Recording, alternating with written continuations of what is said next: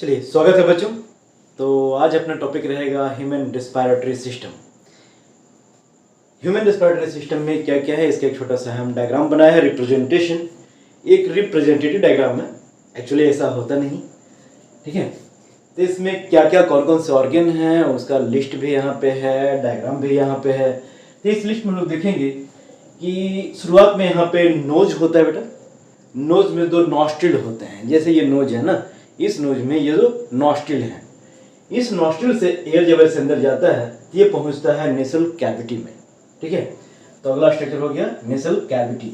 Nasal cavity से जब air आगे बढ़ता है तो ये आता है यहाँ पे फेरिंग्स, ठीक है। हम लोग नेसल कैविटी यानी कि नाक से भी सांस ले सकते हैं और मुंह से भी, कभी हम लोग मुंह से भी ब्रीथ करते हैं जब जरूरत पड़ता है तो, ठीक है। तो ये नेसल कैविटी और ये हो गया माउथ, ठीक है। तो माउथ कैविटी और नेसल कैविटी दोनों तरफ से एयर इंटर कर सकता है, पहुंचेगा फेरिंग्स में। फेरिंग्स के नीचे यहाँ पे ये हो गया फूड पाइप और ये है विंड पाइप, जिसको हम लोग ट्रैकिया बोलते हैं। तो एयर को एक्चुअल में जाना है ट्रैकिया में। अगर वो गलती से फूड पाइप में भी चला जाए तो कोई दिक्कत नहीं होता, क्योंकि फूड पाइप आगे से ब्लॉक है गैस्ट्रोएसोफेजियल स्फिंक्टर के द्वारा, ठीक है। गैस्ट्रोएसोफेजियल स्फिंक्टर क्या होता है ये हम लोग बात कर चुके थे ह्यूमन डाइजेस्टिव सिस्टम में, है ना। तो एयर फेरिंग्स से आगे बढ़ेगा और ये पहुंचेगा ट्रैकिया में। इस रास्ते से एयर इंटर कर रहा है। जब ये यहाँ पे पहुंचता है तो इसी जगह पे ट्रैकिया के बिल्कुल ओपनिंग के पास में ही लैरिंग्स होता है, जिसे हम लोग वॉइस बॉक्स बोलते हैं। और वॉइस बॉक्स काम में आता है किस काम में? आवाज प्रोड्यूस करने के काम में, साउंड प्रोड्यूस करने के काम में, बोलने के काम में नहीं, साउंड प्रोड्यूस करने के काम में आता है लैरिंग्स, ठीक है। जिसका लैरिंग्स का रेस्पिरेटरी सिस्टम से कोई लेना देना नहीं, इसलिए उसे हम रिप्रेजेंट नहीं किए। ये है ट्रैकिया।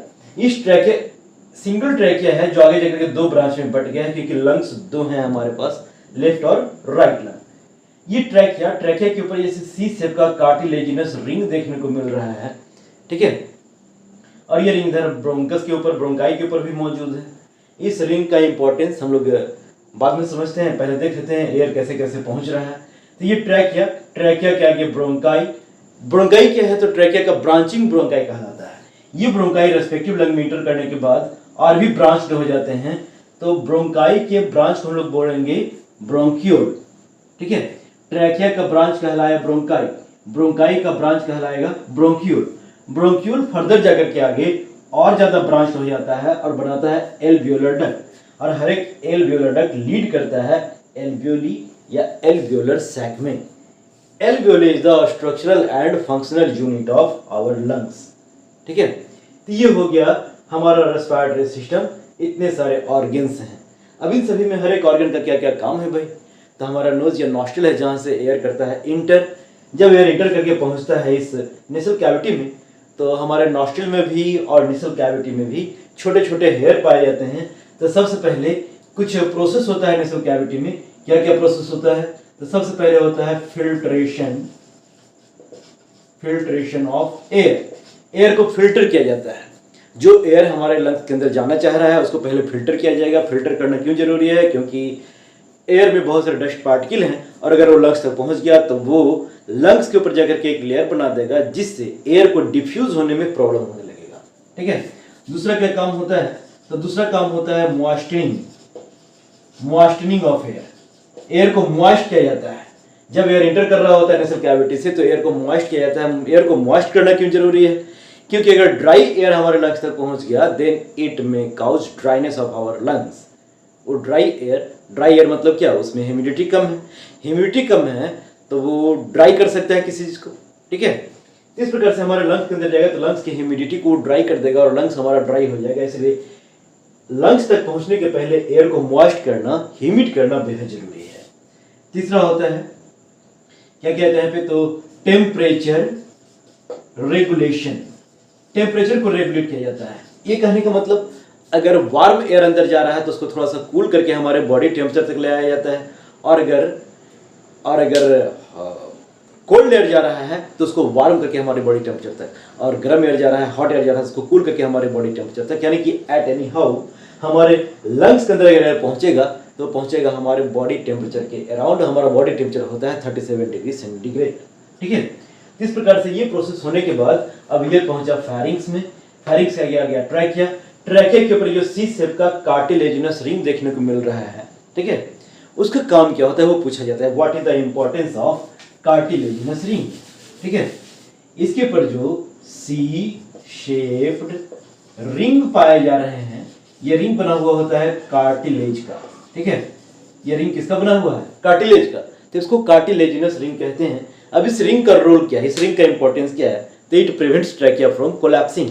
जैसे फॉर एग्जांपल इसको मान लेते हैं हम लोग ट्रैकिया, इस बॉटल को ट्रैकिया मान लिए, तो इसके ऊपर जो रिंग होता है ना कुछ इस प्रकार से, देख रहे हैं हमारी हाथों को, ये इस प्रकार से सी शेप का शेप बनाते हुए, इधर से देखना शुरू करें ऐसे, तो ये सी शेप का बना रहा है, ठीक है। तो ऐसे सी शेप का कार्टिलेजिनस रिंग पूरे ट्रैकिया पे लगा हुआ रहता है, एक ही तरफ से, दूसरे तरफ से नहीं। अगर दूसरी तरफ से होता तो ये फिर सर्कुलर रिंग हो जाता ना, लेकिन एक ही तरफ से लगा हुआ है। It prevents trachea from collapsing during exhalation, जब सांस छोड़ते हैं उस वक्त, ठीक है।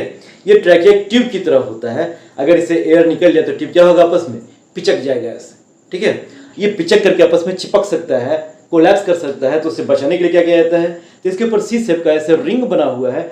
अब ये रिंग इसमें चिपका हुआ है, अगर ये चिपका हुआ है तो ये जो फ्री पार्ट है ना, ये अगर आगे बढ़ता भी है चिपकने के लिए, तो फिर ये वाला पार्ट जो चिपका हुआ है पहले से ही ट्रैक रिंग में, वो आगे नहीं आ पाता, क्योंकि चिपकने के लिए या पिचकने के लिए दोनों का पास आना जरूरी है। और एक अपनी जगह पे स्टैटिक है, दूसरा थोड़ा सा आगे आया भी, तो वो आपस में कोलैप्स नहीं करेंगे, ठीक है। जैसे ये वाला पार्ट तो इसी जगह पे स्थिर रह जाएगा, और ये अगर अंदर जाता भी है, धंसता भी है, उसे चिपकने की कोशिश भी करता है, तो वो चिपक नहीं पाएगा। इस प्रकार से जो ट्रैकिया होता है, ये ट्रैकिया के ऊपर जो रिंग पाया जाता है cartilaginous ring, it prevent trachea from collapsing. ये ट्रैकिया को कोलैप्स होने से बचाता है जब हम लोग एयर एक्सेल आउट कर रहे होते हैं, ठीक है। अब इसके बाद ये पहुंचता है यहाँ ब्रोंकाई में, ब्रोंकाई रेस्पेक्टिव लंग्स में इंटर कर गया। अब ये और फर्दर ब्रांच हो जाता है, बनाता है ब्रोंक्यूल, ब्रोंक्यूल और ब्रांच होकर बन गया एल्वियोलर डक्ट, और जो फाइनली एल्वियोली तक पहुंच जाता है। इस प्रकार से एल्वियोली तक एयर को पहुंचाने का प्रोसेस ये कहलाता है ब्रीदिंग, ठीक है। क्या बोलेंगे इसको? ब्रीदिंग। ब्रीदिंग में दो स्टेप्स होते हैं, एक होता है इनहेलेशन और दूसरा स्टेप होता है एक्सहेलेशन, ठीक है। इनहेलेशन और एक्सहेलेशन, ये दोनों प्रोसेस मिल करके, सांस लेना और सांस छोड़ना, ये दोनों मिल करके ब्रीदिंग का प्रोसेस होता है, ठीक है। तो ब्रीदिंग का मैकेनिज्म क्या है वो थोड़ा सा समझ लेते हैं हम लोग। देखिए, ब्रीदिंग करने के लिए क्या करना होता है, तो चेस्ट कैविटी को एक्सपेंड करना होता है। जब हम लोग सांस लेते हैं ना, जैसे नॉर्मल ऐसे हैं, और सांस लेंगे थोड़ा सा चेस्ट कैविटी बाहर की ओर एक्सपेंड करेगा, और जब सांस छोड़ेंगे तो चेस्ट कैविटी वापस अपने शेप में आ जाता है। तो इस प्रकार से चेस्ट कैविटी एक्सपैंड करता है, तो वास्तव में ये होता है ना कि चेस्ट कैविटी एक्सपैंड होने की वजह से, जब चेस्ट कैविटी एक्सपैंड होगा तो उसकी वजह से क्या होता है, तो अंदर का जो वॉल्यूम है वो इंक्रीज कर जाता है, ठीक है। सबसे पहले क्या होता है, तो चेस्ट कैविटी ये होता है एक्सपैंड। तो चेस्ट कैविटी एक्सपैंड होने की वजह से क्या हुआ अगला प्रोसेस, तो volume of cavity increases, volume of cavity increase कर जाता है, जिसकी वजह से एयर प्रेशर इन कैविटी और lungs decreases, air pressure decrease हो जाता है and become lower than atmospheric pressure, ठीक है। ये घट करके कितना कम हो जाता है, एटमॉस्फेरिक प्रेशर से भी कम, and in this way air from atmosphere moves towards lungs. और इस प्रकार से एटमॉस्फेयर का एटमॉस्फेयर का एयर आ जाता है लंग्स में। क्या क्या हुआ, तो चेस्ट कैविटी को एक्सपेंड किया गया, वॉल्यूम ऑफ चेस्ट कैविटी ये इंक्रीज कर गया, जिसकी वजह से प्रेशर क्या हो गया, ये डिक्रीज कर गया, ये डिक्रीज कर करके एटमॉस्फेरिक प्रेशर से भी कम हो गया, और एटमॉस्फेयर का एयर हमारे लंग्स में आ गया, है ना। वही जब अगर हम लोग एक्सपायरेशन का बात करते हैं, ड्यूरिंग एक्सपायरेशन क्या होगा, तो एक्सपायरेशन के दौरान क्या होता है, तो चेस्ट कैविटी को कॉन्ट्रैक्ट किया जाता है, चेस्ट कैविटी कॉन्ट्रैक्ट्स, ठीक है। चेस्ट कैविटी कॉन्ट्रैक्ट होने से वॉल्यूम क्या हो जाएगा, वॉल्यूम डिक्रीजेस। कहाँ का वॉल्यूम, चेस्ट कैविटी का वॉल्यूम डिक्रीज कर जाता है। चेस्ट कैविटी का वॉल्यूम डिक्रीज करेगा तो लंग्स के अंदर air pressure increases, air pressure increase करेगा इन लंग्स, और जब ये इंक्रीज करके हो जाएगा मोर देन एटमॉस्फेरिक प्रेशर, ठीक है, जब ये मोर देन एटमॉस्फेरिक प्रेशर हो जाएगा तब क्या होगा, तब air moves from lungs to atmosphere, ठीक है, तब एयर लंग्स से एटमॉस्फेयर की ओर मूव करके चला जाता है। अब बात ये रहा कि चेस्ट कैविटी को एक्सपैंड या चेस्ट कैविटी को कॉन्ट्रैक्ट किया कैसे जाता है। कि चेस्ट कैविटी को कॉन्ट्रैक्ट या एक्सपैंड करने के लिए मसल्स होते हैं, वो मसल्स हमारे रिब केज में लगे हुए होते हैं। वो मसल्स जो हमारे रिब केज पे लगा हुआ हो, रिब केज पे लगे हुए मसल्स को बोलते हैं इंटरकॉस्टल मसल। कौन सा मसल बोलेंगे उसको, इंटरकॉस्टल मसल्स। अब ये इंटरकॉस्टल मसल्स दो प्रकार का हो सकते हैं। एक वैसा मसल्स जो रिब केज में बाहर की ओर से लगा हुआ हो, अगर बाहर की ओर से लगा हुआ है तो उसको हम लोग बोलेंगे आउटर इंटरकॉस्टल मसल्स, और अगर वही रिब केज में अंदर की ओर से लगा हुआ है तो उसको बोलेंगे इनर इंटरकॉस्टल मसल्स। इस प्रकार से दो प्रकार के इंटरकॉस्टल मसल्स हो गए, एक आउटर इंटरकॉस्टल मसल और एक इनर इंटरकॉस्टल मसल्स। जब एयर इनहेल करना है तो एयर इनहेल करने के लिए चेस्ट कैविटी को एक्सपेंड करना है, यानी कि उस चेस्ट कैविटी को बाहर की ओर खींचना है। जब बाहर की ओर खींचना है तो बाहर में लगा हुआ मसल से खींचने का काम करेगा। अब ये बाहर का लगा हुआ मसल्स का नाम रखें हम लोग आउटर इंटरकॉस्टल मसल्स, यानी कि during inhalation outer intercostal muscles contract and it pulls the chest cavity outside। जब हमको सांस छोड़ना होता है तो चेस्ट कैविटी क्या करना है, अंदर की ओर खींचना है, अंदर की ओर। तो अंदर की ओर खींचने के लिए अंदर से मसल्स लगे हुए होने चाहिए। अंदर से लगे हुए मसल्स को हम लोग बोले इनर इंटरकॉस्टल मसल्स, ठीक है।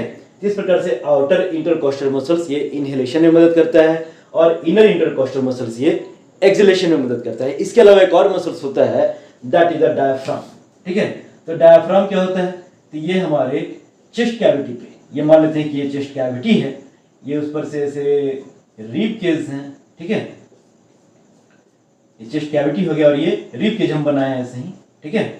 तो इस चेस्ट कैविटी और एब्डोमिनल कैविटी को सेपरेट करता है एक स्ट्रक्चर जिसको हम लोग बोलते हैं डोम शेप का होता है, इसका नाम है डायाफ्राम, ठीक है। इसका नाम क्या है, इसका नाम है डायाफ्राम। ये डायफ्राम इस प्रकार से डोम शेप का होता है। जब सांस लेना होता है तो ये डायफ्राम इस प्रकार से हो जाता है, कैसा, इस प्रकार से हो जाता है फ्लैट। जब ये फ्लैट हो जाएगा तो पहले यहाँ था, अभी यहाँ आ गया, तो इतना वॉल्यूम और इंक्रीज किया ना, और इनहेलेशन करने के लिए वॉल्यूम इंक्रीज करवाना था, तो इनहेलेशन के दौरान डायफ्राम भी अपना योगदान देता है और ये हो जाता है फ्लैट। फ्लैट होने की वजह से थोड़ा सा वॉल्यूम और बढ़ गया हमारे चेस्ट कैविटी का, जिससे थोड़ा सा एयर और इनहेल होकर के अंदर चला जाता है। जब एक्सहेल आउट करना है तो ये जो फ्लैट हो चुका था ये वापस अपने डोम शेप में आ जाएगा। ऐसे फ्लैट था ना, ये फिर से डोम शेप में आ गया, तो इतना वॉल्यूम ये एक्स्ट्रा क्या किया, डिक्रीज किया। तो इस प्रकार से जब ये डिक्रीज हो जाएगा तो फिर से प्रेशर इंक्रीज होगा और excess amount of air we can exhale out. इस प्रकार से अगर बात किया जाए इनहेलेशन के लिए कि भाई जब सांस लेना है तो कौन सा मसल्स आया, तो यहाँ पे आया आउटर इंटरकॉस्टल मसल्स, ठीक है। और दूसरा आया कौन, दूसरा आया डायाफ्राम, ठीक है, डायाफ्राम, ये दोनों मिलकर के। और अगर हमको एक्सहेलेशन करना है, एयर को बाहर निकालना है, सांस छोड़ना है, तो यहाँ पे कौन आएगा, यहाँ पे आएगा इनर इंटरकॉस्टल मसल्स और डायाफ्राम, ठीक है। ये दोनों मिलकर के एक्सहेलेशन करवाएंगे और ये दोनों मिलकर के एक्सहेलेशन करवाएंगे, और इस प्रकार से एयर पहुंच जाएगा हमारे लंग्स तक, लंग्स के फंक्शनल यूनिट तक और उस एल्वियोली तक। एल्वियोली में अब एक्सचेंज ऑफ गैस कैसे होगा ये हम लोग जानेंगे अगले वीडियो में। तो तब तक के लिए ख्याल रखिए, सुरक्षित रहिए, अपना ख्याल रखिए, परिवार का ख्याल रखिए, अपने देश का ख्याल रखिए। शब खैर।